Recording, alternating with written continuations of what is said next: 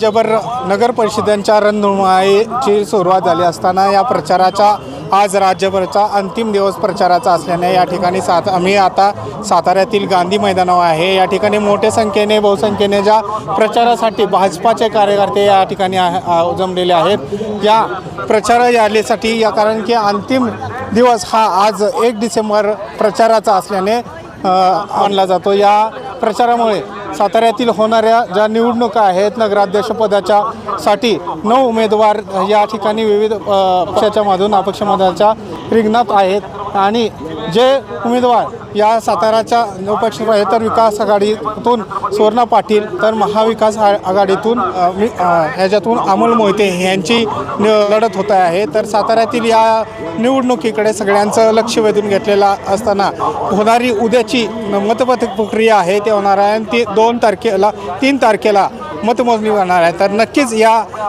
निवडणुकीत नगरपालिकेच्या नगराध्यक्षाचा गुलाल कोण उधळणार आणि ह्याचे जनतेचे लक्ष लागून राहिले आहे। अजित सोनवणे, टाइम्स नवकरिता, साताऱ्याहून।